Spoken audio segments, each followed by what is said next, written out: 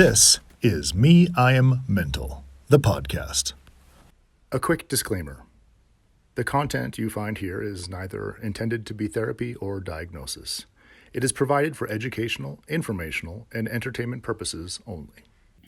Ladies and gentlemen, welcome once again to Me, I Am Mental, the podcast where we bring you factual, credible, useful, and engaging content on mental health. Today we are super excited to have a guest, Dr. Bernice Nderitu, who will be talking to us about psych assessments, or actually it's psych evaluation. What's the best way of putting it? Yeah, how do you put it? You can use both words. You can use both words. Yeah, okay, yes. Yeah. Psychological assessment or psychological evaluations and why they are necessary. My take, before we get into all of it, is I think many of us don't even know what that is. Like in this neck of the woods, we are not. So yes, this would be a very, very interesting conversation. Yeah, is it a written exam? Oh yes, right. Is it multiple choice? Yes. I don't know. Are there pictures? I know, right? So yes, Darren. My co-host is Darren Collins. He looks very, very good, and he lost he lost his grandfather's glasses. No, your dad's glasses. Where are they? Oh, I found them. They were on the roof. Oh, yeah? Yeah. They're on the roof of the house. Okay, yeah. But I'm opting to go with these for today, yeah? All right. So, Darren, tell us who Me, I Am Mental is and what is it we do here? Me, I Am Mental is a podcast as well as a website. You can go to meiammental.me, and that's where you can learn about all things about the main thing is our podcast, but we also have informational documents, I suppose. There's articles, there's videos and that sort of thing. So it's like a hub for Me, I Am Mental, the organization, but it's also links to all the different ways to look at the podcast. Like it's on YouTube, you can get it on Spotify and probably lots of other networks as well. But mostly today it's a podcast, like right now. Yes. Yeah. All right. So who is our guest? Our guest is Dr. Bernice Nderitu. I'm going to quote like her bio verbatim. Verbatim? Yes. All right. There's some grammatical things in there, so good luck. Oh, yeah. Okay. Here we go. Let's see how you do. We are trying to be serious. Yeah. I'm trying to evaluate your psychological ability. Okay, so Dr. Bernice is a clinical psychologist based in Kenya. She's lived and worked in Eastern Africa and the United States of America. She brings unique experiences and perspectives into psychotherapy. She says, the lived experience between the two cultures helps me relate to Africans in the diaspora, digital nomads, experts, third culture people, and immigrants. I'm curious to know who third culture people are. I'll ask that question. So her practice focuses on working with this diverse group of people. She specializes in all forms of trauma, life transitions, loss and grief, identity struggles, depression, anxiety, and neurodivergent individuals. So her research interest is in neuroscience, suicide prevention, emotional trauma, and cultural adaptation of psychological measures.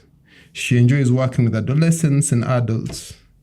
So if you're looking to work with a culturally sensitive, trauma-informed, and inclusive therapist, well, you have your answer, don't you? But today we are going to specifically focus on the aspect of psychological evaluation or assessments. We will find more time or other opportunities further downstream to perhaps discuss the other areas of interest, which is trauma, as well as suicide prevention and any other of these topics that comes up. I think we have to agree that that there's nothing like too much information when it comes to mental health. At least that's our perspective here. Yeah. So, Daktari, karibu sana. Yeah, thank you. Yeah, welcome. I feel like we've ignored you for the first 4 minutes. All right. So are you okay? How do you feel? I was like, whose bio are you reading? Who's that? We're glad you're here. Thank you. Yes. Yeah. So, there's something which we always do very, very briefly. If you could just tell us a little about yourself in your own words, just very briefly. Yeah. Before we get into the topic of the day. Okay. Yeah. I know I've highlighted a bit, but yeah, if perhaps you could flesh that up a bit. Okay. Yes. So, hello, Bernice. I know other people give titles and all of that, but Yes. to me, I'm me. Okay. She feels like if you add doctor to the front of her name, it sounds like her parents. Oh, yeah? Yes, because they're both doctors. Oh, yeah? Yes, they are. Okay. Yeah. Both of my parents visited the doctor. Could be that too. Yeah. That's funny. Yeah. So I think just outside of my work, I think I'm very passionate about conservation. I love nature. And I think there's a big relationship between like nature and like mental health and all of that, just being out in nature and things like that. I love to hang out with people, just connect. Because I think sometimes people think psychologists were like these serious people, who are always analyzing things and all of that. But I think... Are we wrong? Well, I mean, we're people too. The last psychologist... who have hobbies and interests and lives outside of work. Yeah. That we interviewed a psychologist and like a month later I saw her at the comedy club. So it's like, oh, you exist. Exactly. Yes. So I like to share different parts as well, just for people to know that, we're also holistic human beings as well. Yeah. Yep. Okay, great. Yeah. Great. Mm-hmm. So let's just dive into this thing. Let's start. Yeah, we have a topic. We have a topic. Yeah, we want to understand, because we don't know anything, what is a psychological assessment and or evaluation? That sounds scary. What is that? It does. I think it sounds really huge. And I think, it's a psychological assessment. It is when you come and see a mental health professional. And this can be a clinical psychologist. It can be sometimes psychiatrists do it, depending on their training, right? Because this is also an area of specialty. So it is basically going through a process of either observations or what we call clinical interviews, which are conversations to understand people and their needs and their concerns. Plus, like filling out questionnaires. You mentioned like, do they look at pictures? Maybe. Is it a test? Yes. Yeah. So I would say it's not really a test, and that's the first thing I tell people. Like, there are no right and wrong answers. You just kind of go with the flow, but it is a process of different procedures that I would take people through depending on why they came. Okay. So there's always a reason for referral. There's always a reason someone will come and see you for a psychological assessment. Is it usually there's like one session? Or? Usually no. Oh, okay. Yeah. So it usually starts with what we call an initial consultation, or and this is a time when you're kind of screening. You're just understanding this person better, because later on you will get to pick out different tests and procedures that you're going to use. So you can't do that until you see the person and why they're there. All right. And things like that. Multiple steps. There you go. All right. Yep. And why would somebody be referred? Why would someone be referred? Yeah. Because that's the first step, isn't it? Who refers? Yes. Yes. So I think, let me just kind of take us a few steps back, because people come for psychological assessments and evaluations for different reasons. So it can be because of workplace. And that's a whole different area that I do not deal with. Okay. But mostly for workplace, it's because of HR. They're trying to get you like a job placement with something like that. So there's a lot of like personality testing and aptitude testing for workplace. Oh, okay. Yes. Yes. Which is different than what I do. And then, of course, they can be referred from, for example, a school setting. So either primary, secondary, university, just to be able to see, can they get services? Maybe they have some struggles that they're going through.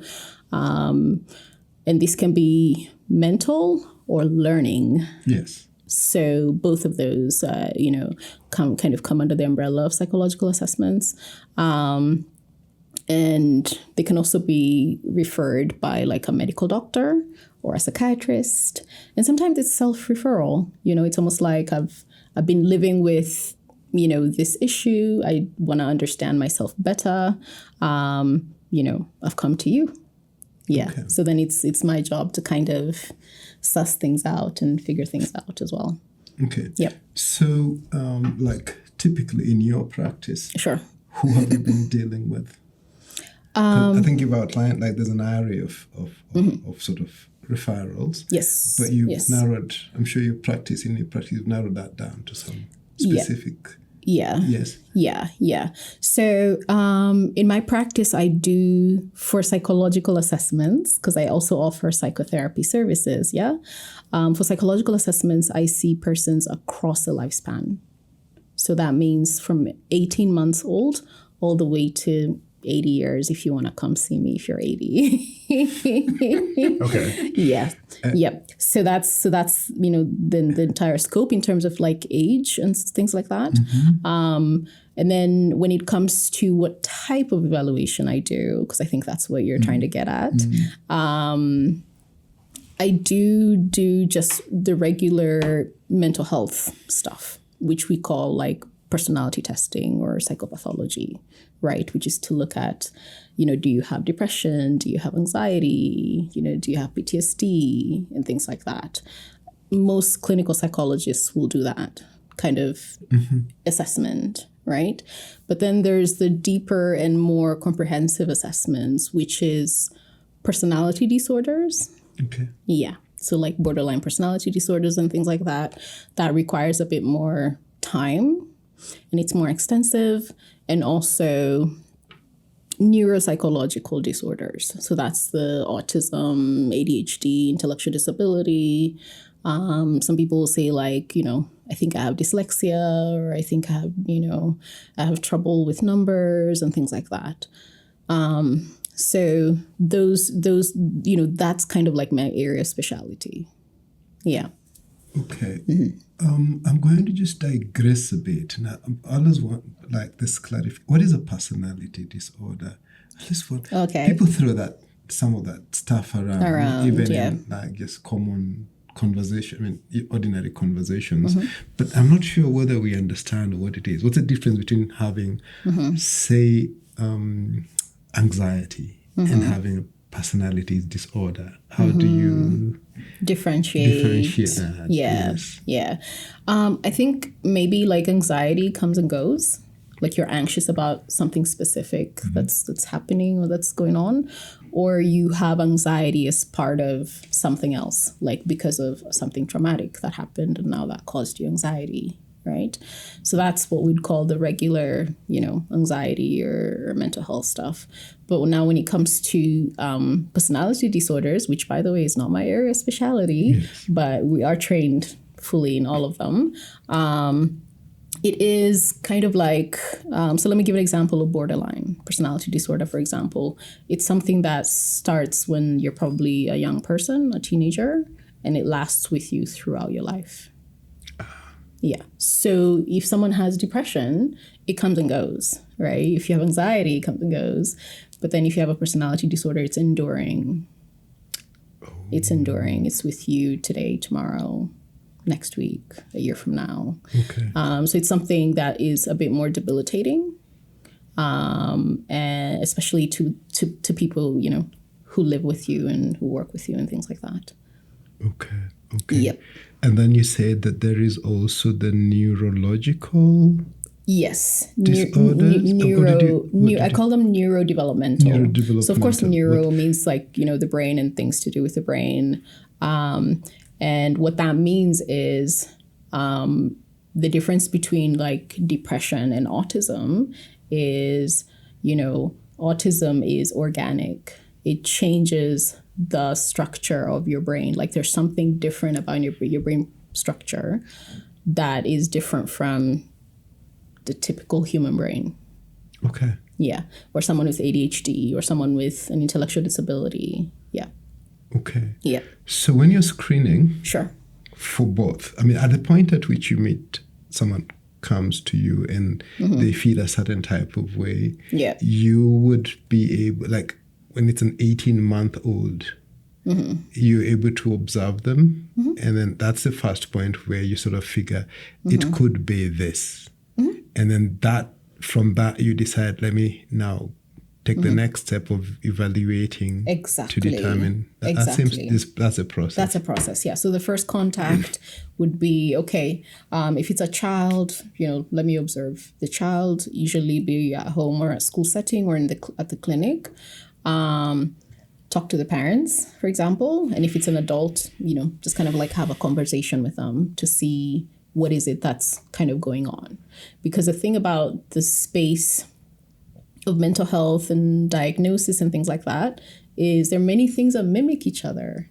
Yeah, so maybe someone can come to me and they're convinced they have this thing and they've done all the research. They've gone to Dr. Google, right? Yes. and done the research. Yes. And they're super convinced that this is what I have. And then they come and talk to me and I'm like, yeah, probably not what you think it is. It could be something else, Yeah. So that's why we call it a screening. Okay. Yeah. Okay. I'm just curious again, like what would make you, like if it's an 18-year-old, Sure. they don't speak for themselves, they don't, how do you interact with them enough for you to make some sort of decision about where they are at? Yeah. Good question. Yeah, Good question. it's very interesting. Good question. Yeah, because a lot of, not a lot, but a percentage of persons with intellectual disability and autism or both are nonverbal. Yeah. So they're not going to talk back when you talk to them. So we do have structured behavior observations that we do. Yeah, of where there are ways, either like sounds they'll make or how they will use their body that will help us to know what's going on. Yeah. Okay. Okay. So as part of that sort of introductory, this part of the introduction to this topic, so who is allowed to administer psychological evaluations? Yeah. That's usually the big question in Kenya, right? I could offer. Oh, yeah. You could do it, right? Yeah, by the end of the podcast, I'm ready to. You'll be an expert on this. Yeah, I know, right? I have Google. Yeah. So the good thing is a lot of the tests that I would administer are not available on Google. Open AI. Sorry, They are protected. I'm sorry. But it's a really good career if you want to pursue it. Chat GTP is getting pretty work around. I'm not trying to take anyone's job. I'm Right? So yeah, but what happens? Yeah. So sorry, ask a question again. Yes. So Yep. who administers? Who administers these? Because it could Yeah. be Darren here. He Sure. just goes online and decides he's going to set up shop. Yeah. But will those results, will that outcome be legitimate? Is there like people who are certified to do that, and is the public sufficiently protected from quacks? And a follow-up, like what happens if you do a psychological evaluation and you see that like, oh, this is a personality disorder? Do you just refer off to another person since that's not your specialty? Okay. I do. Yeah. So there's something we call scope of practice or scope of competence. So like if if you're an ethical person, starts there, and you realize that you meet with this person initially, you realize like this is not what I've specialized in, or just it's not an area I'm comfortable with. We do have referrals, colleagues to refer to. Yeah. But more to Charles' point. So what are the qualifications like? Who defines all that? Right. So I'll have to speak contextually because I think, in Kenya, we just had the counselors and psychologists board, I think last year. Okay. So I think before that we didn't have a regulating body to say what you're at, to answer the question you're asking, like who does this kind of thing, right? But they're still kind of setting up things, right? So, but basically, in order to be able to do this kind of thing, you need to have an advanced degree. So that can be medical or psychology. So you can be a medical doctor because we do have, like, for example, pediatric, what are they called? Pediatricians, developmental pediatricians, actually, who can administer these tests. Because neurodevelopmental disorders begin in childhood. It's not something like, that comes in adulthood, right? So anybody who understands kind of like development and lifespan can do it, but they have to be trained in it because it's like a specialty, which is not in the mainstream training, right, in medical school or in psychology. So you can be a pediatrician, you can be a psychologist, neuropsychologist, neurologist, but you have to have the extra training. And I keep emphasizing that because it wasn't part of my mainstream training. I had to get like extra training for it. Yeah. Because we are trained in general assessments where it's kind of like an introduction. And then you choose if you want to specialize even further. So you become highly specialized in that sense. And so who offers the training? Yes. Yeah. So I think in Kenya, the training it's getting better now, but it's quite limited. So I know there are a lot of people who, for example, there are some people who will do, let me answer your question by what is available here. So there's KISE, that's Kenya Institute of Special Education, and they do these assessments. But what I do and what they do is slightly different. So first of all, KISE will deal with all forms of disability. So physical, like hearing impairment, visual impairment, and then they'll deal with autism, intellectual disability, etc. Right? And what they do is that they use questionnaires and things like that, but they also do placements in different schools and things like that. So that's what's available in Kenya. I feel like now... Sorry, I'm just going to... What do you mean by placements? Placements is for persons with neurodevelopmental disorders, right? Depending on how severe it is, because we're always looking at things in a spectrum, right? From mild, moderate, and severe. If it's severe, they're going to need a bit more care. And that means they have to go to a special school. Oh, I see. Yes. Okay. So in order for them to go to a special school, the system in Kenya is they have to pass through KISE or one of their branches that they have across the country because they have different assessment centers. Yeah. So that's what's available. And that's what they use. And I feel like that's what's affordable. Agreed. Okay. Yes. But for the training of like the assessments that I do and like what a developmental pediatrician will give or what I'll give or a neuropsychologist give, we have to get training from outside the country. Yeah. So whether that's South Africa, Australia, wherever else. Yeah. But it's not available locally, in short. What's your take on that? Why haven't we done much to sort of develop that space? Is it? Yeah. Would you be able to sort of what your take on the limitations? What is it? Why? Yeah. I feel like mental health generally, there's been a lot of limitations to that. where people pursuing it as a career, but also the public taking up the services, right? So I feel like those two kind of go hand in hand. The more the public demands for the services and is aware of, the services that are there, then the supply kind of thing as well. Okay. So, So is there a gap in the number of people who actually are looking to be trained? there is. Okay. So Yeah. there's just not enough demand for like a person who's like a professional trainer to exist here, right? Right. Like, for example, for people who do diagnosis of these neurodevelopmental disorders, I know all of them because we're so few in the country. Yeah, in the entire country. Right. Name them. Go. Boom, boom, boom, boom, boom, boom. I know, right? Yeah, we're colleagues. Check I'm it like, out. if I'm not available, then I Yes, know I then can you know. refer to this person. I can refer to the other person. And like I was saying, if your child needs placement in a public school, then go to KISA or one of their centers. But then if you're in a private school, for example, and you can afford to pay for the service, then it's kind of like a different thing. Yeah. Did you go to school on the West Coast? West Coast. Yeah. Did you live on the West Coast of USA? East Coast, actually. Really? I did. Yeah. I guessed wrong. Yeah. Do I just sound like a Cali girl? I just felt like you were California. No, Sorry. no Cali. No. I'm disappointed. East Coast.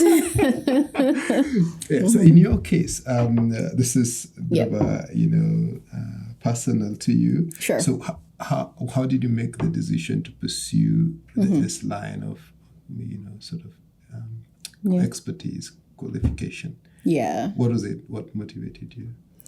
I think when I started my doctoral studies, which I did here, I was kind of looking for.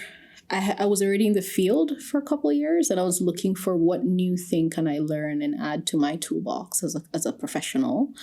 And I did go to KISA and did like a whole practicum there. And I realized that's what opened my eyes to the gaps. Because I noticed there were a lot of parents who were stranded. They didn't know what to do with their children, whether it's like a child or minor or adult child, right? Because again, severity, if it's very severe, they have a high level of care.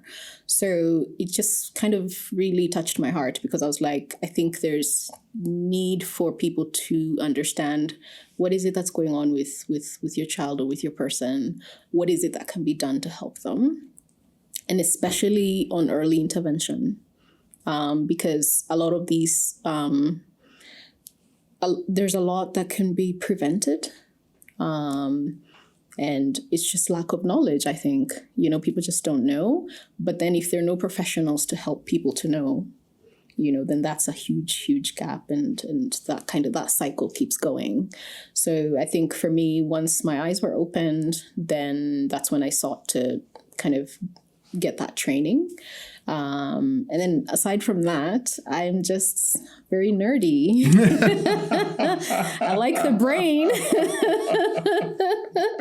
and all things about the brain. Yeah. So we call that brain behavior relationships.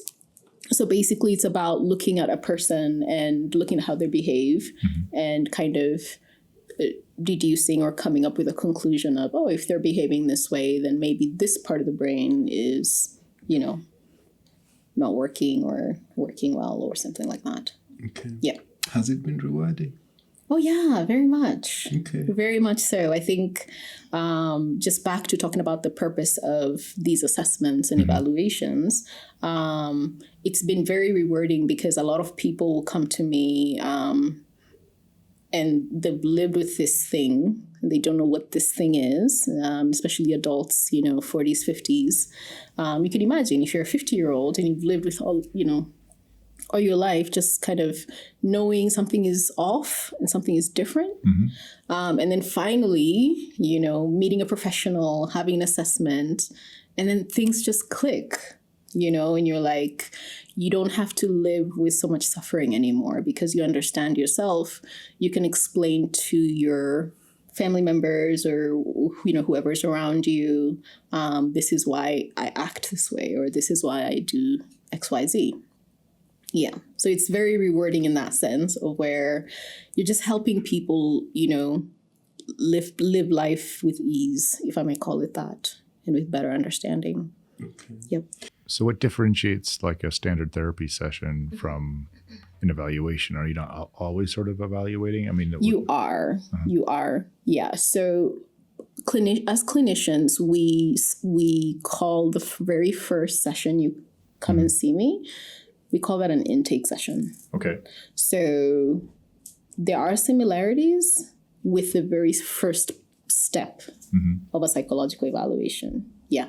Because we will still take your history, get to understand you better, all of that stuff, do our observations.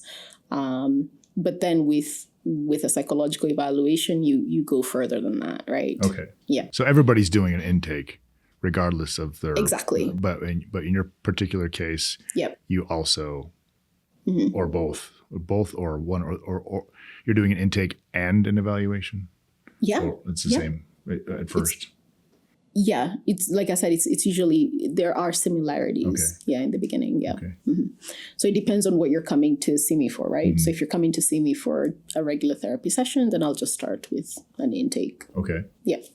And sometimes I'll start with an intake and then I'm like, maybe we need to... Maybe we need to do an evaluation. Exactly, we need to do an evaluation. Yeah, because then I'll pick something from that. Okay. Yep.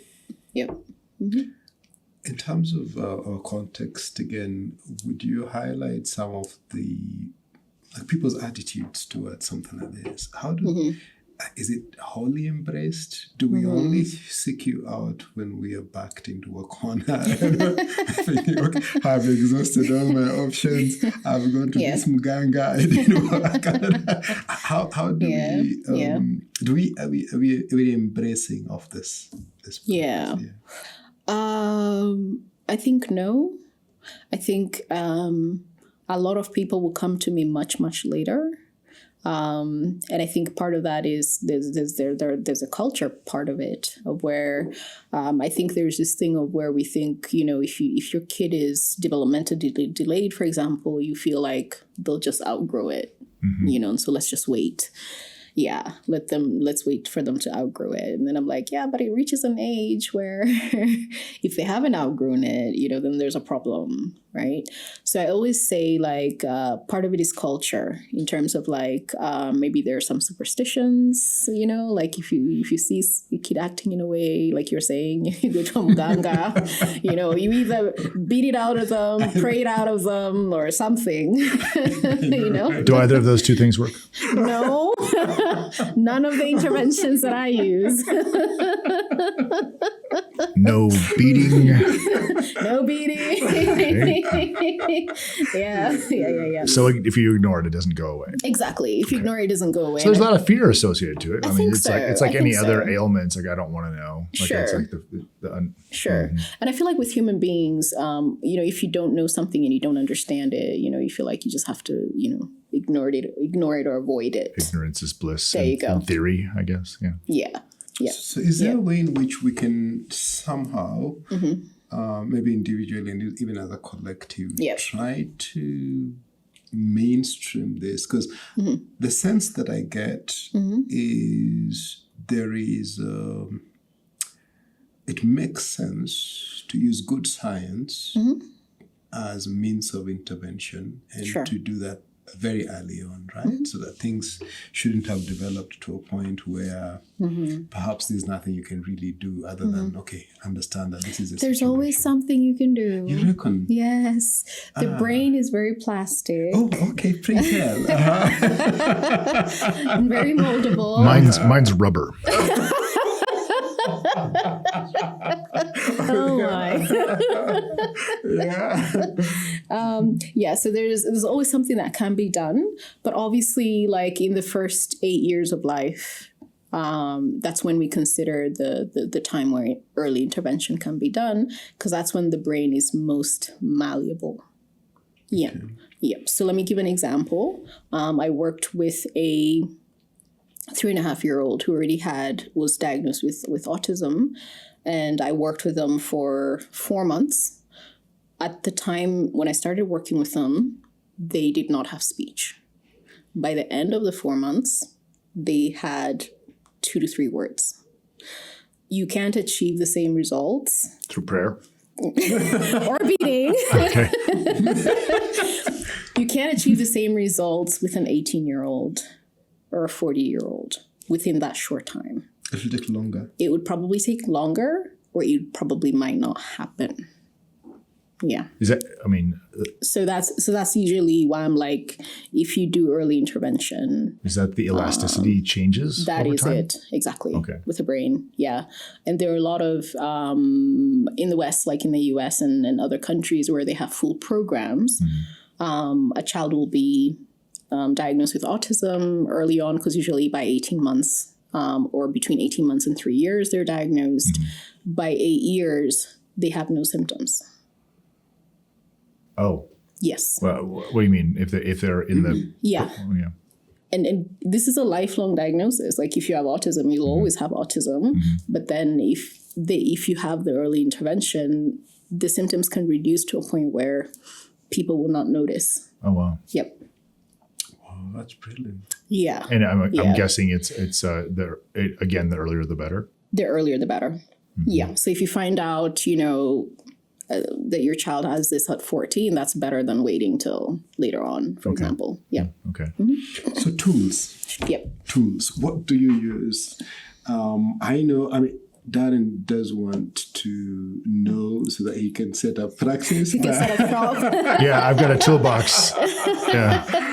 So what do you typically deploy, and where are these tools available? Are they costly? It would be interesting to know. Yeah. So I think with tools, not sure. Let me rephrase that. With evaluations, like I was explaining to Darren before, it's a process. So it's a process where you do have the clinical interview. You talk to the person, or their family members, or their school teacher, or whoever else you need to talk to. So there's always that piece of it. Then there's the observation piece of it. So you sit with the person. Yes, you sit with the person and you just observe their behavior. And again, this can be in any setting. And then there's the psychological tests, which is what you're referring to. Are they costly? Are they what? Yes, they're very costly. Okay. And I think that's what makes the evaluation costly as well. So it's hard to make it affordable because we don't have our own tools. So in our continent... When you say we, okay. In our continent, I'm talking about Africa, sub-Saharan Africa, we have not developed our own psychological tests. Okay. There are few, I think there's only one organization I know that is adapting, and by adapting I mean they take a test and they try to make it fit our context. And they're also kind of thinking about coming up with tests as well. But it's a long, drawn out procedure to come up with our own tests. So because we don't have that, we have to depend on what's already been developed. And what's already been developed is worth thousands of dollars. So that makes it very expensive for any professional actually to make it affordable. But if we did have our own tools and our own ways of measuring autism or ADHD, etc., it would make it more affordable, I think. Yeah. What would differentiate what was like one simple example of what would differentiate a test that has or a tool that has a European context as opposed to like an East African one? Can you be... So these tests, some of them are written. Mm-hmm. So yeah, some of them you'll be writing stuff. Mm-hmm. Some of them you'll be seeing pictures. So some of these pictures aren't contextual, right? Right. Okay. Yeah, like if you have a picture of snow. Sure. Right. Yeah. And some of these questions, like if you're asking like a math question that's in US dollars or in British pounds or something like that, it's not very contextual. Okay. And something else, because with all these testing, you have to measure intelligence as well. Mm-hmm. So intelligence is it's a cultural construct. Sure. Yeah. So you always have to think about it contextually in terms of and intelligence is how well someone adapts to their context. as opposed to how quickly can they say these 10 words. Right. Okay. You know what I mean? I see. Yeah. Is there anyone in process of developing that right now? The specific tools for an East African context? Not developing, but contextualizing something that's already been developed. Yes. Okay. Yeah. That's already going on. Yeah. Is there a timeline? I mean, do you see like something on the horizon that excites you? Yeah, actually. Yeah, there are a couple of organizations which I'm very excited about what they're doing. And I'm like, this is really good because they are bringing the tools down to the community level, to the grassroots level, so that, people can get diagnosis at that level. Also because, and this is a bit off topic, but not really, also because dementia is going up in the continent. And the neurodevelopmental disorders and neurocognitive disorders have similarities. They're all cognitive. Right. Yes. So those two, I think there are certain organizations that are kind of really interested in developing those tools to kind of help curb or create awareness or help with like interventions and early intervention. Okay. Yep. Well, that's so I have no timeline. Sorry, I have no timeline, but I know that it's on process. It's happening. Yeah. Okay. Yeah. Stuff is in the making. Yeah. Okay. Yep. Do you reckon that, again, off topic a bit, but I remember once, I think we were having this conversation about what individuals can do or private organizations or governments. Yeah. And we reckon on some level, it's only a government that can achieve certain things. Of course, yeah. So it's macro. it has to be, because then the resources, the ability to marshal, for significant impact. If it's just you and I in a small corner trying to do something, we can't diminish what the impact would be, even if we are able to perhaps sort out one or two people. But when it's driven by government, the government may need an evaluation first. Oh my. Yeah. I'm trying to be serious. Aside from the fact that we're laughing, do you think I'm unserious? Yeah. Yeah. So I was just thinking that it's interesting how something like that would probably be like if it's driven, say, through an institution like KISE. If they could take that sort of thing on as well, and then if they're backed up by government, probably like fast track the process a bit. I do appreciate that maybe they're very the resources are very limited. Yeah. They have their hands full, as it were. So, but just throwing it out there, just thinking, it would be interesting if government would consider that as well. Yeah. There's the process of having some of those tools localized. Exactly. Exactly. Are there localized versions? Sorry. So I can imagine a situation where, like you're trying to assess somebody who has just nominal education from a very poor backdrop. Even the conversation between you and them has to be, you have to meet them at their level. Yeah. And most of the available tools tend to be couched in very sophisticated language, so to speak, or I might be like go over your average person's head. I mean, yes and no. Yes and no. Okay. Yes and no. I'll speak to that. So for the type of assessments for neurodevelopmental disorder, because it takes into account the IQ level of the person. Okay. So there are nonverbal tests that you can do. Oh, I see. Yes. Okay. What about the... So you don't... So if language is a barrier, then you take the nonverbal tests. They're there. Yeah. That's nice. Yeah. That's nice. And what about when you're trying to get information from the, like maybe caregivers and people around that person? How do you manage that? Yeah, sometimes you have to translate it. Okay. Yeah, you have to translate it into the local language or something like that. Okay. And that makes the process not to be standardized anymore. So in testing or in assessments, there's what we call the standardized processes or standardized testing.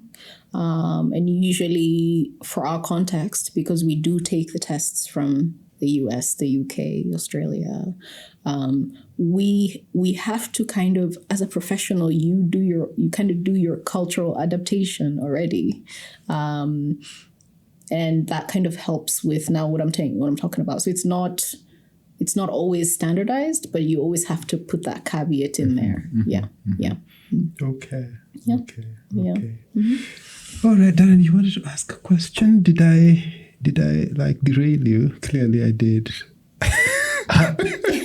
Choo-choo. It's off the track. Yeah, that's okay then.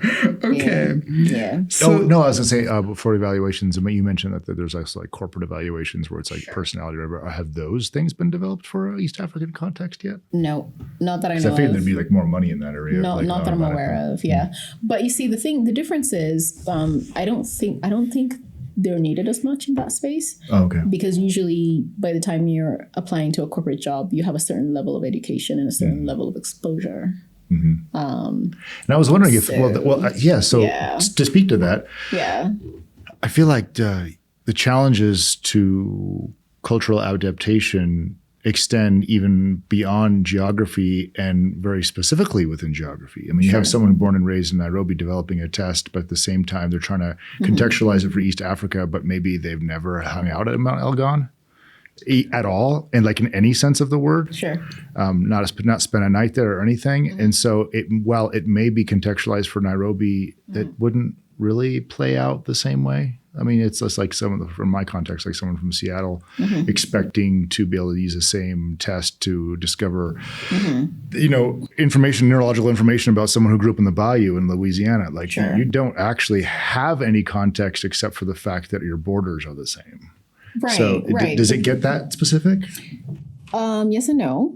So like for the United States, a lot of people will know what Mount Rushmore is, for example. And a lot of people, because you will have learned it through the, regular school system. Exactly, the school system. So it would be the same as for Kenya. Like if you've gone through the regular school system, you know what Mount Kenya is, you know what. Okay. Yeah. So it doesn't get like very nuanced like that per se. Yeah. So what kind of things are on an evaluation that would, maybe I'm misperceiving it. Maybe I'm thinking it's a lot more in depth in terms of like how you respond to situations as opposed to.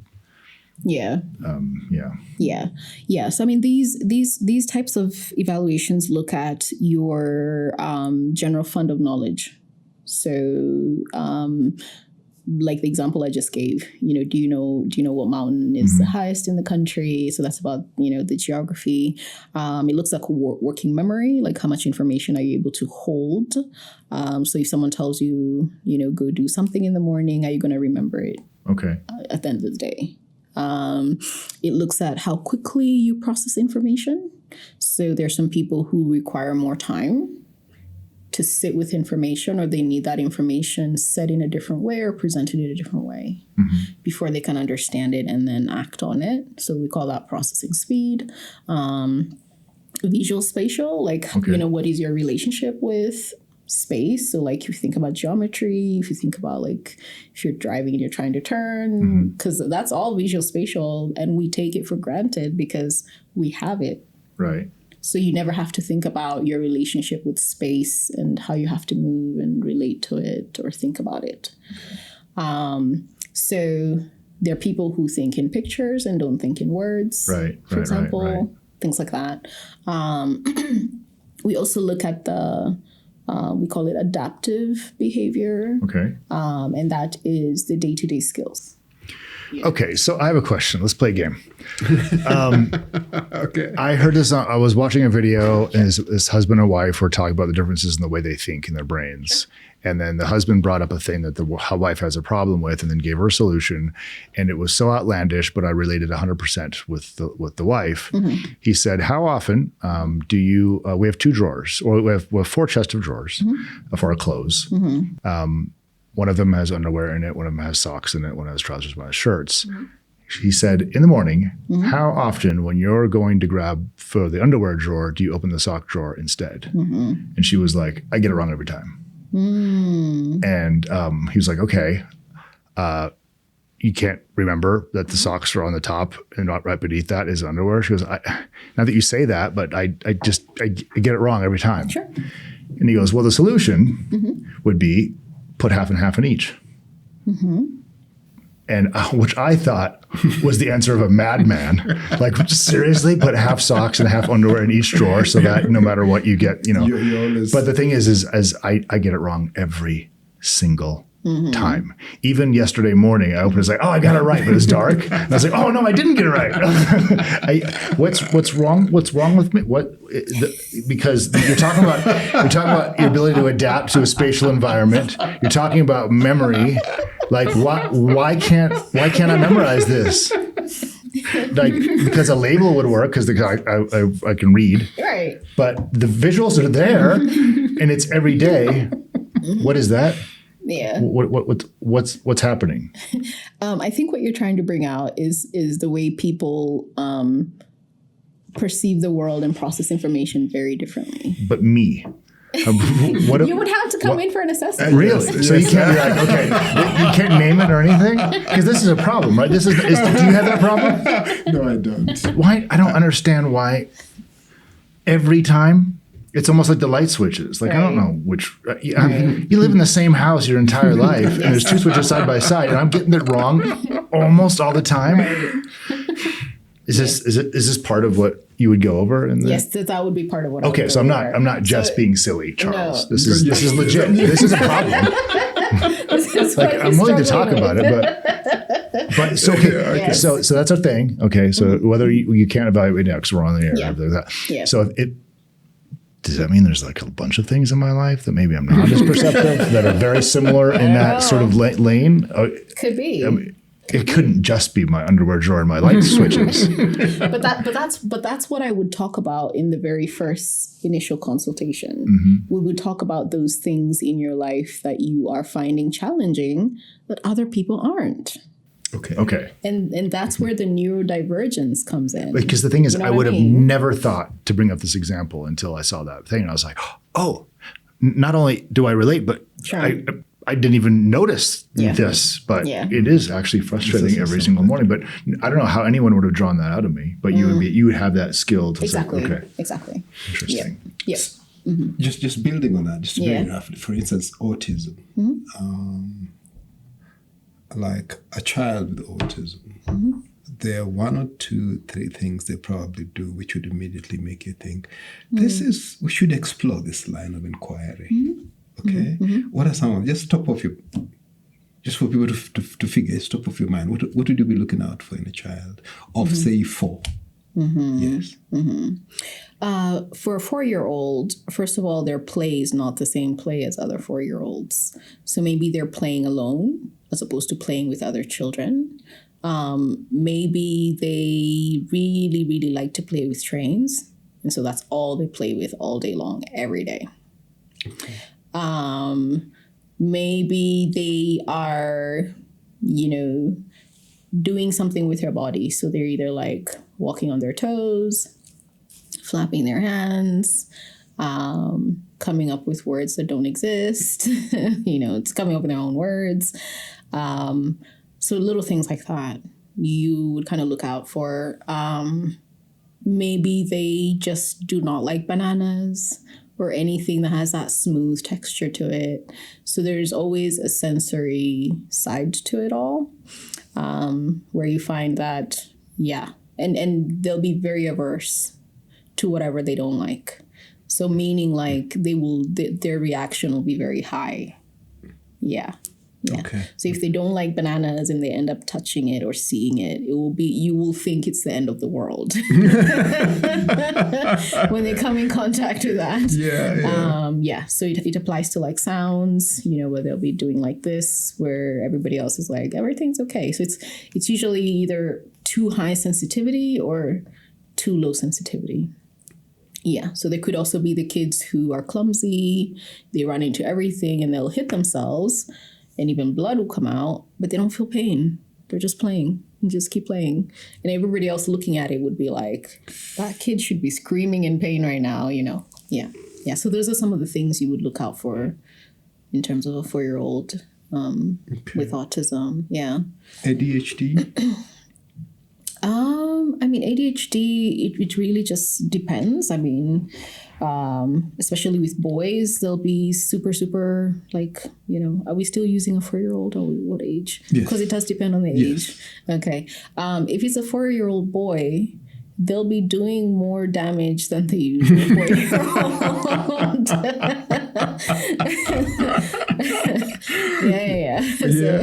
Yeah. Because boys will tend to be quite hyperactive, so just like super running everywhere. It's almost like, it's kind of like the Energizer Bunny, where it's like the energy just never ends. But it also goes with not being able to concentrate and focus. So it would be the example I gave, where you tell them to do something and you have to repeat it like 10 times, for it to kind of get through to them. Yeah. And that's what I was referring to with the working memory, because there's certain things we will look out for in terms of like, is the memory good? Are they able to tie their shoes, for example? Are they able to dress themselves? The things that, any person that age would be able to do. Are they able to feed themselves? Yeah. Okay. Again, maybe a little off topic and maybe unfair to you, but just your thoughts. Yep. Do you think there's a rising incidence in this sort of neurodivergence? Things like autism, and, or are we just getting to become more aware, and therefore it feels like there is a spike, in the general population? There's a whole debate on that. There is, yeah. A whole debate, yeah. Even amongst professionals, there's a whole debate. Yeah, if diagnostic tools improve, that doesn't necessarily mean the rate of the problem is increasing. Exactly, yeah. But then we're getting adults who were born in the 70s and the 80s and 90s being diagnosed now as well. Yeah, so there's that. So I think there's definitely a rise in awareness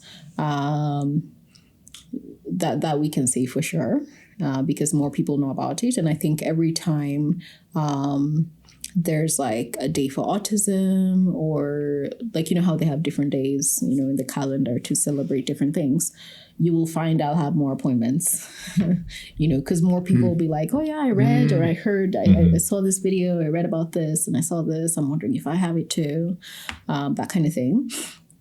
And the awareness is not just from the media, but it's also from other people. So it would be like, oh yeah, so I got diagnosed with autism, and then they'll be talking to their friend, and then they'll be like, oh my goodness, I think I might have it too, So it's that kind of thing. Yeah. So I can't really talk about the statistics. We don't have any contextually, in terms of the entire country. I think small populations have been studied, like schools or something like that. So it's kind of hard to say about the prevalence for our context. But there's definitely more awareness. Okay. Yeah. I feel like there could also be a rise in the cases as well, because of our diet, because of well, diet is the whole thing, not just sugar. Yes. Because of how late women are having kids, and I think women need to be aware that the older you get your kid, like if you're trying to get your child in your 40s, for example, the higher the chances this child will be neurodivergent. Oh, okay. And I think people just don't know that. Okay. So so that's a risk factor.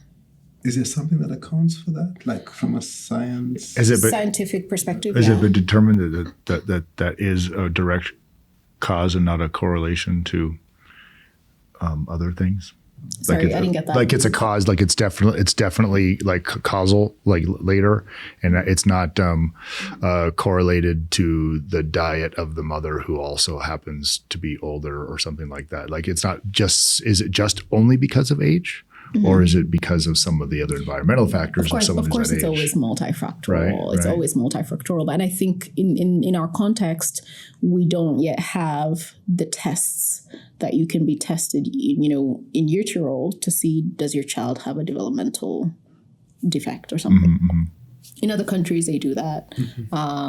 Not even before pregnancy, you can get tested for these things. Oh, okay. Yes. You would be... Wow. It's that advanced. Yeah.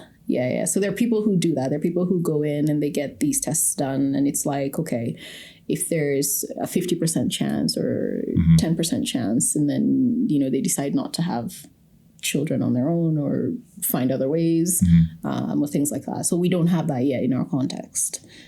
People don't even think about that, actually. Don't. I can see the shock on your face. But these things are there. If you do, you'll be run out of town. I can imagine the people who would think you are the devil. Is it just genetic testings for prevalencies for the mother and the father, or just the mother?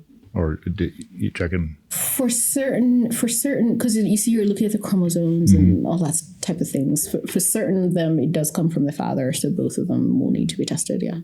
Yeah, have genetic testing. Yeah, I personally think genetic testing should be part of like premarital counseling or premarital preparations.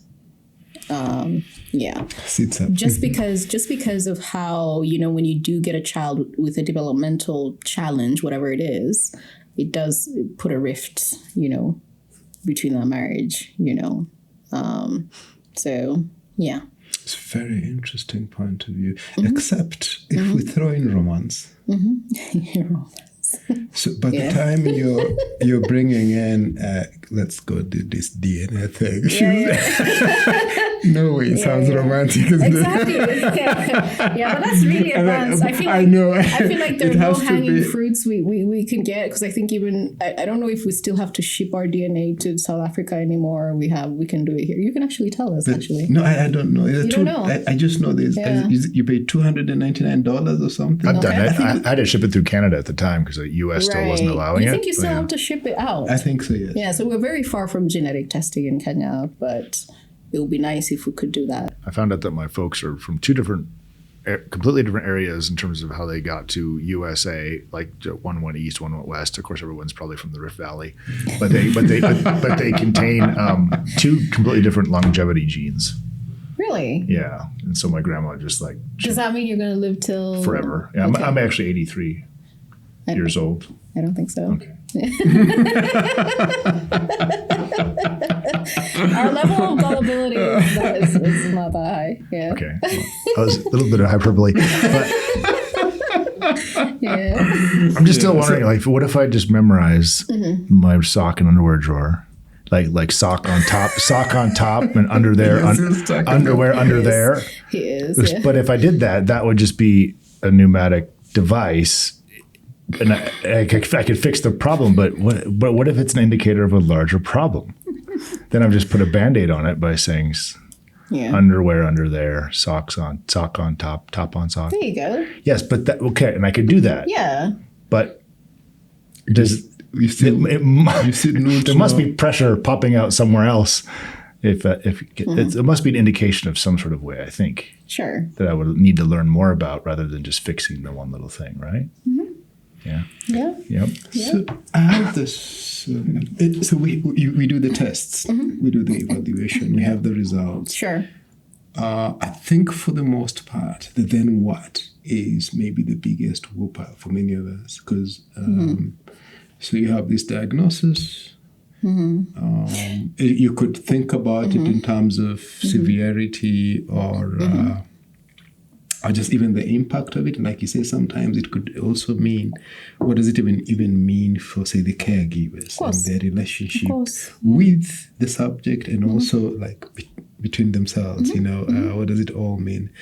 But the thing that I want perhaps you to speak to is the what next. What do we do once we have the results? How do we manage ourselves? No, it's usually I usually feel like it can go either way. I wanted to mention that there's a small percentage of assessments that are inconclusive. Okay. Yeah. So, so maybe this person is just on the line. Yeah, they don't meet this criteria, right? But I feel like those are very, very few, and usually quite rare. Okay. So when there is a diagnosis and then there's a report, to capture everything, sometimes the news is taken very well. Sometimes it's not taken very well. So usually I think psychosocial support is needed in both cases of where, this is news. And so how do we digest, this new diagnosis? What next? What now? What do we do? Because most of the time what I'll do is I'll refer to other, professionals. And I think that's one thing that makes it even more expensive, is because you've done this evaluation, and almost always there's always a team of professionals that this individual will need to work with. And then also, wouldn't you also end up having to bring in like spouses or siblings or other people who are around? Oh, yeah. So that also would compound the cost. Okay. Of course. Yeah. But that's not even the bulk of it. Oh, really? No. Yeah, because usually after the report is ready, then I'll usually meet with the family, and we talk about it so that everybody's on the same page. It's almost like, oh, you see, when your sister's like this, or when your mother's like this is usually, what's going on or what's happening. This is how you can support them in the home setting. And then there's always now, okay, they might need speech therapy. They might need occupational therapy. They might need behavior therapy. They might need, maybe they might need medication. Yeah. So the kind of job that you do, do you also, is there also sort of like a post-accident sort of thing, like someone's survived a fire or someone's been in a car accident where the doctor would just say, also let's just do a psychological evaluation or assessment as well. Is that something that happens here? Or does that happen at all? It depends. Is it as a result of the trauma of the accident, or are you talking about traumatic brain injury? I don't know. I'm just guessing. Like I've been in an accident. And I go, are you okay? Are you okay? And that question is like, oh, I don't know yet. Sure. And maybe I don't know. Is that ever just like a thing that just automatically happens after an accident, like you're seeing a doctor or something? I know there are doctors who do like a mental status examinations and things like that. That's. I feel like in primary healthcare settings, they do have that set up already. Okay. Yeah. Or they'll just do like a quick check of, is everything okay? But what I do is obviously a lot more comprehensive. Right. Yeah. So, but you mentioned traumatic brain injury. Is that also the sort of evaluations that fall under what we're talking about? No. Okay. It is something I would like to kind of also specialize in. Oh, really? Yes. Yes, it would be. Yeah. Yeah. She needs 9 lives. That's cool. Well, no, it's ambitious and it's important. Because it's a big gap in the country. Right. I don't know anyone doing it in Kenya. Really? Yeah. Yeah. Because they'll go to a neurologist, but a neurologist will not do a cognitive assessment, right? What's he do here? Then? They'll do the scan, the physical part of it. Okay. As opposed to the non-tangible part of it. Oh. Yeah. Wow. So, and neurocognitive as well. So like even the dementias, Alzheimer's and all of that, there's a big gap because we just don't have people. I think I can only think of one colleague who does it in the entire country.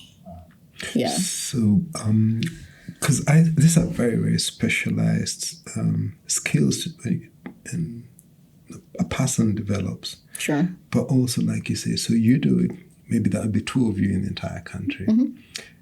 And then the demand is probably in the millions. Yeah.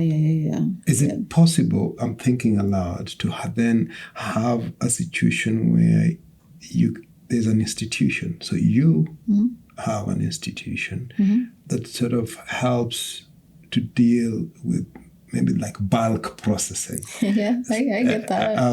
Because otherwise then it becomes like this beautiful skill you have, but then you have to spend a whole day with me and and then maybe you need 3 days to do my report. So it means that every 1 week you've dealt with one person. So I wonder whether there is a way in which somehow we can really bring this down to the masses. Thoughts? Definitely. I think we're more than two. Just had to put that out there. We're definitely more than two. Yes. But I think what you're trying to say is how can we maybe even mentor other professionals or work with other professionals to make sure that more people are able to access the service. Yes. Yeah. And I think even my colleagues they're like mentoring others already. Okay. Myself, I'm mentoring other colleagues so that because the training is not there, so now we're kind of bringing it in and making sure we're getting it there. I think I also wanted to mention that people do still get these diagnoses in other ways. Okay. So, for example, with an ADHD diagnosis, you can go to a psychiatrist and get that. Okay. But they're not going to give you interventions. Okay. That's usually the problem. They will tell you, here's Ritalin or here's, the medication.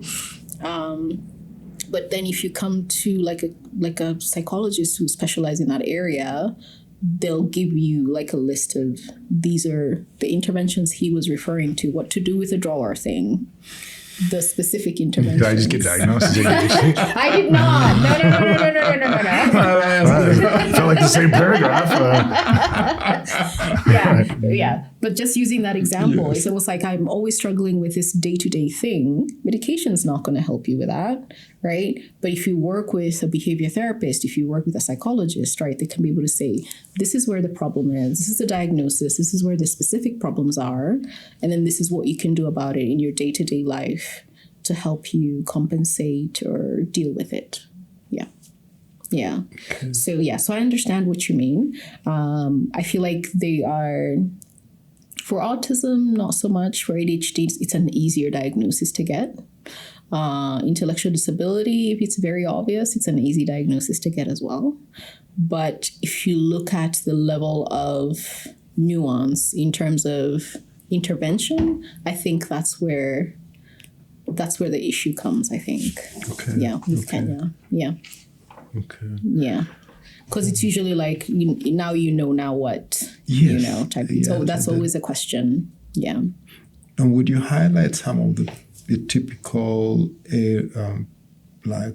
people or institutions that would provide that support post the assessment? Like, where would we go to find help once all that is? It depends on. There's no standard. There's not like one place that will give you all the help, right? Yes.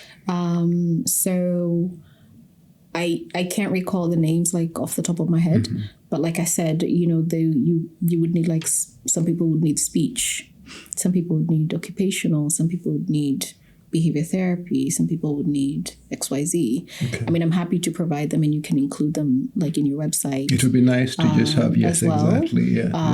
Yeah, because they're specific, credible people. Because you also have to always think about who knows what they're doing. Yeah. Because I feel like also a lot of quacks will play on the desperateness of parents, especially parents, because you're like, I really want to help my child during this situation, and then the parent will take this child there, and the child isn't really helped because they don't know what they're doing.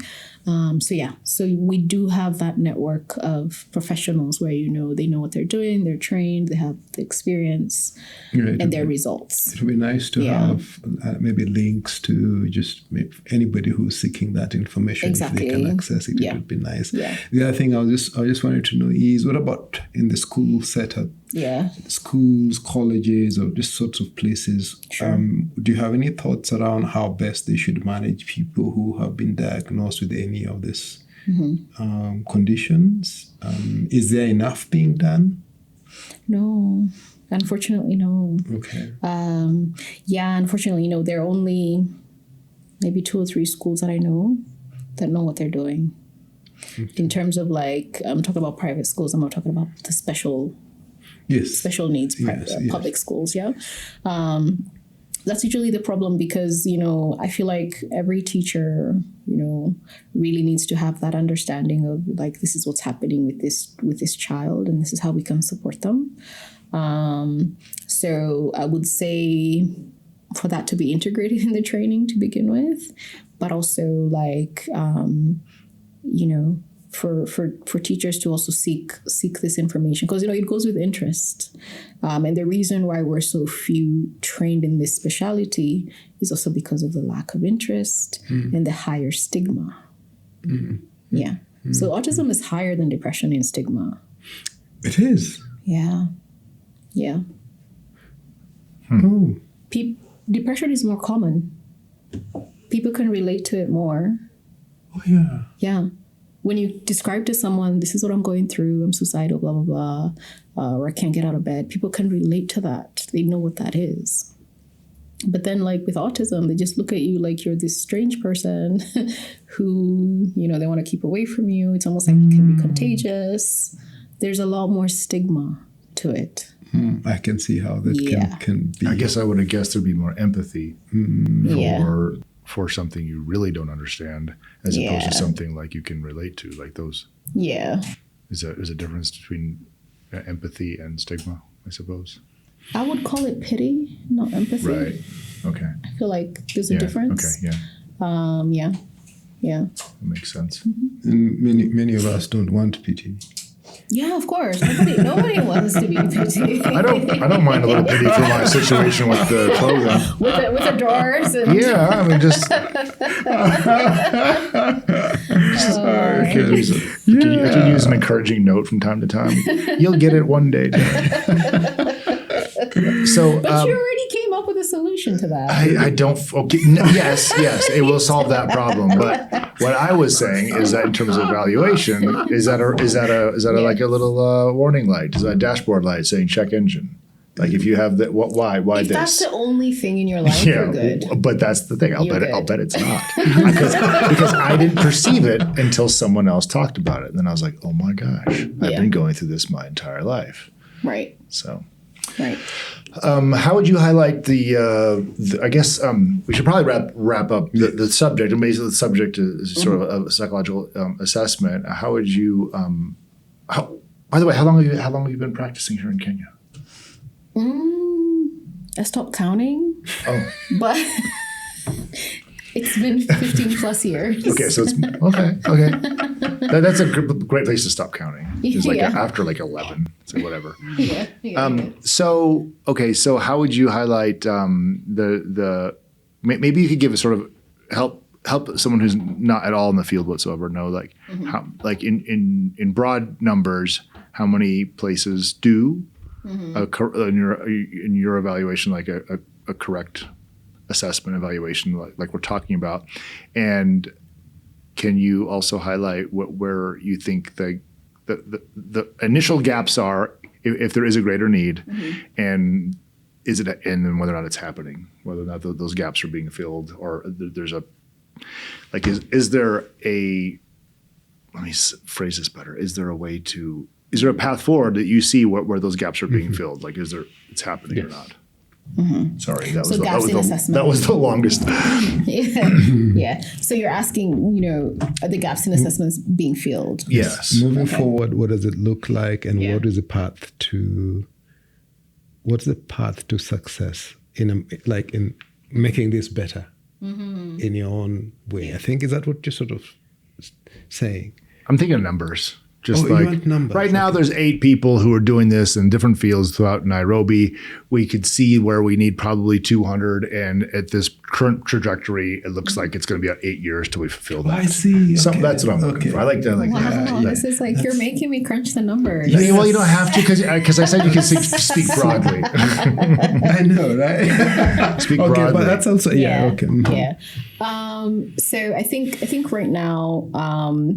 For professionals who are doing these type of diagnosis, I think I know, let me be generous and say 10. The ones I know personally are like 6, right?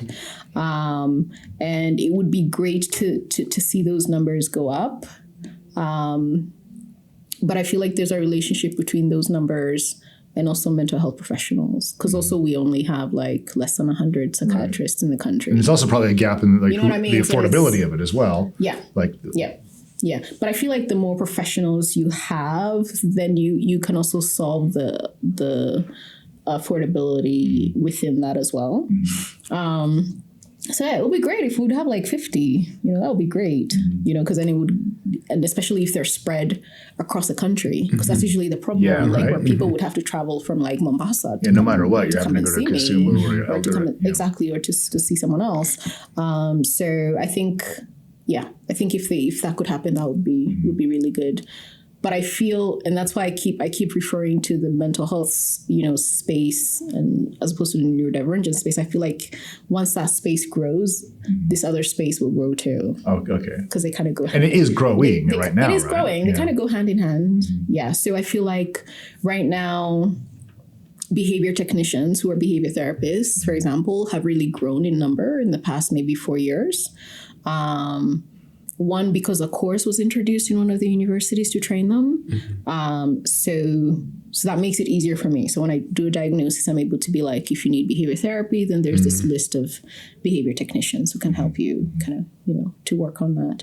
So there is hope. I mean, I don't want it to sound, I don't want it to sound like there's, doom and gloom. Well, everything seems like it's growing everywhere. Yeah, and what I wanted to also mention is for very obvious autism or for very obvious ADHD, those are quite easily diagnosed. I usually don't get to see those people. They don't come to me. They don't get to me. Yeah, because they'll usually have been diagnosed by a psychiatrist, by a pediatrician, by someone else. I think it's the more nuanced stuff that just be under the radar. Exactly. Yeah, which requires a bit more comprehensive testing and the whole process. And I get to see those individuals more. Yep. Okay. All right. I think this is a good time. I don't know how much time we've covered today. Winnie, do you have any sense of how much time we've covered today? But I think we are doing well. We've covered most of what we hoped we would cover. Sure. Darren, what do you think? I had another question in there, but just run with it. No, I don't know. Can I say something? Yeah, of course. I think something else that would make it these services more affordable and accessible is, more research. Yeah, so I know, like, for example, the Brain Mind Institute is doing a lot of research. I know. Sorry, Brain Mind. What's the difference between the brain and the mind? So you don't have to answer everything Charles asks. Yeah, is this a serious question? It is, but he's going to want to dive in. We both want to dive in. We're trying to wrap up. Yeah. So very quickly, the brain is what you can open up and dissect and see and touch it. It's physical. I have one of those. Physical. You do have one of those. We all do. And then the mind is kind of like the result of the brain processes, like your thoughts, your behavior, your memory. Okay. It's not, you can't touch it. Okay. Yeah. That's a very good way of putting it. Okay. Yeah. Brain Mind Institute. Yes. Yeah. So I was saying like organizations like the Brain Mind Institute, and I think there's also like a psych lab in Eldoret who are kind of doing a lot of research in this space where they're adapting or coming up with psychological, we call them measures or tests, right? For our context. So if we could only have more of that. Okay. Yeah. Okay. Because I only mentioned two organizations doing it. Maybe there could be one or more NGO here and there doing it. But so if we do more research, then we're able to make tools for our context, and then it can be more affordable. Okay. For the general public, yeah. Yeah. Okay. Here's a question: are any insurance companies locally funding this? I am not aware of any local companies funding this. Okay. Yeah. That's tough. Mm-hmm. Yeah, because that would also maybe help. Yeah. But I would see how have like I wonder 50 exceptions. Yeah, so they'll pay for you to do therapy. Yes, They'll pay for you to see the psychiatrist, but they will not pay for a comprehensive assessment. Not the local ones. Yeah. Wow. Yeah. That's a gap, huh? Yeah. Yeah. Is that uncommon around the world? I mean, do in other places, do the insurance companies pay for that? I mean, I see my clients who have international insurances who do get reimbursed for it. Yeah. Okay. Okay. Yes, Darren, are you going Charles. to wrap this up for us? Sure. Well, thank you once again for listening to Me I'm Mental, the podcast, and thank you, Dr. Bernice, as well. It's really been a pleasure, and thank you so much. I would like to have you back and ask some more questions about other areas, because it sounds like your passion exceeds even beyond just the evaluations and assessments, which is mostly what we talked about today. But I think we could do more of a deep dive into some of the other areas that maybe you'd be an expertise in. That would be really nice. So it's been a real pleasure. I hope everyone who is watching or listening got a chance to learn something new and maybe take away some of the stigma or at least some of the fear that might be associated with having an evaluation or an assessment. I think I'm guessing that your bedside manner is quite comforting and quite fine. When someone does an assessment, they don't need to be scared. They don't need to be upset. Yeah. And in fact, I'm sure you make the pathway quite comfortable. And so I can tell by sitting next to her, she probably makes you feel she probably makes you feel very comfortable when you're there. That's very important. And so it's important for us not to think of mental health as something that we should be scared of, or something that only happens to people who have traumatic brain injury. Or mental health is not necessarily something that means that you're broken, but it may mean that, but to us, something that's like almost like going to the gym, where it's like mental health is something that you take care of and that you maintain and that you're conscious of, and not something to be afraid of. And that's the whole idea behind Me I'm Mental, that we can increase the amount of discussion we're having about it, and in that process, just talk to professionals and just take away some of this fear, and at least take away some of the misinformation, or at least give us new information. It's really exciting to sit here with you. And so thank you for helping us fulfill our goals for me and Charles. And once again, you can go to meiammental.me. Charles came up with that name, not me. I don't know if I would have put so much emphasis on the individual.